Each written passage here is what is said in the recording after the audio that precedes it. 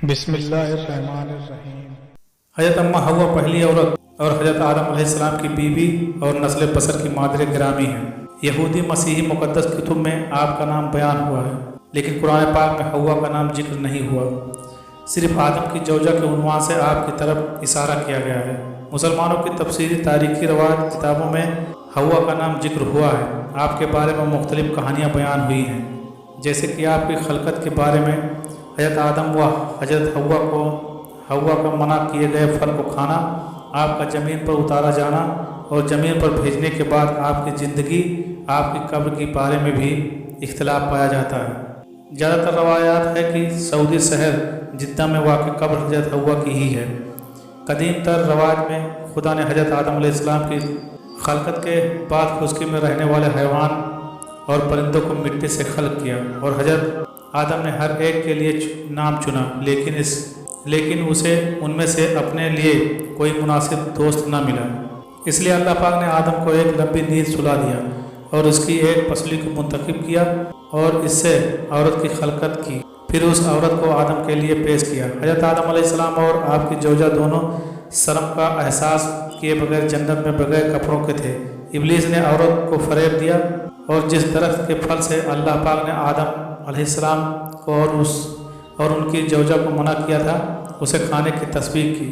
عورت نے اس پھل کو کھایا اور آدم کو بھی کھلایا، جس کے نتیجے میں دونوں کی آنکھیں کھلی اور انہیں سمجھ آئی کہ ان کے جسم پر کپڑے نہیں، کیونکہ خدا نے آدم سے پوچھا کہ آدم نے اپنی زوجہ سے پوچھا اور اس نے شیطان کو متہم کیا، اس لیے اللہ پاک نے آدم ان کی زوجہ کو سزا دی جس جرم کے وہ مرتکب ہوئے تھے۔ پھر عورت کو کہا گیا، تمہارے حمل کے درد کو بہت زیادہ کر دوں گا، درد کے ساتھ بچہ پیدا کرو گی اور شوہر کی مستحق رہو گی اور وہ تم پر حکمرانی کرے گا۔ اس کے بعد آدم اور حوا کو جنت سے باہر نکالا گیا اور درخت حیات کھانے سے روکا گیا تھا تاکہ ہمیشہ زندہ نہ رہ سکیں۔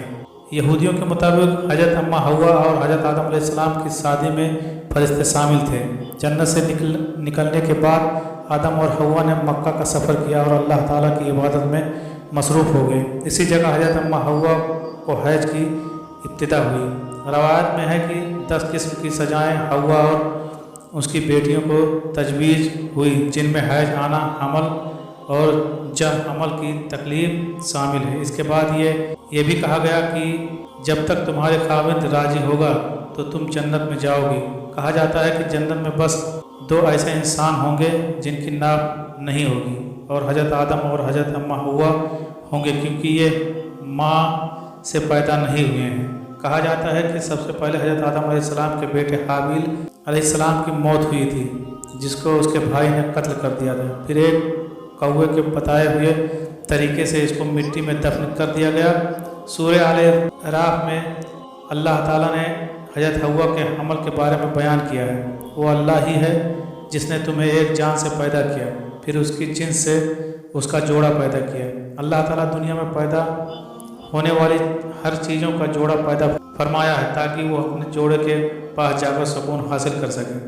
جب حضرت آدم علیہ السلام نے حضرت حوا علیہ السلام کو ڈھانپ لیا، اسے ایک خفیف یعنی ہلکا سا حمل رہ گیا۔ جب اس کا جسم بوجھل ہو گیا تو دونوں نے مل کر اللہ تعالیٰ سے دعا کی، یا اللہ تعالیٰ ہم کو ایک اچھا سا بچہ پیدا فرما، تیرے شکر گزار ہوں گے۔ حضرت سعید بن جبیر رضی اللہ تعالیٰ عنہ سے روایت مروی ہے کہ حضرت حوا علیہ السلام کو جب پہلی بار حمل ٹھہرا تو آپ نے بوجھ محسوس کیا۔ یہ زمین پر آنے کے بعد پہلی بار تھا کہ آپ کا پیٹ حمل کی وجہ سے باہر نکل رہا تھا، جس کا بوجھ اور تکلیف آپ علیہ السلام کو چلتے پھرتے ہونے لگی تھی۔ ایک رات حضرت حوا سونے لگی تو ابلیس لبادہ بصریت میں حاضر ہوا۔ اس نے بیوی سے کہا کہ تمہارے پیٹ میں کیا ہے؟ حضرت اماں حوا نے کہا کہ مجھے کیا علم ہے کہ میرے پیٹ میں کیا ہے؟ ابلیس نے پھر پوچھا کہ یہ کہاں سے نکلے گا، ناک سے، کان سے، منہ سے، یا پھر تمہارا پیٹ پھاڑ کے نکلے گا؟ حضرت اماں حوا نے کہا کہ مجھے کیا معلوم کہاں سے باہر نکلے گا؟ شیطان نے کہا اگر صحیح سلامت باہر آ گیا تو کیا تم میری بات مانو گی؟ شیطان کے کہنے پر حضرت حوا نے کہا کہ جی میں آپ کی بات مانوں گی۔ شیطان نے کہا کہ اس کا نام حارث رکھنا، اس کی وجہ یہ بیان کی جاتی ہے کہ حارث ابلیس لعین کا نام تھا، یعنی کہ وہ حضرت آدم علیہ السلام کی پہلی اولاد کو اپنے نام کے ساتھ جوڑنا چاہتا تھا۔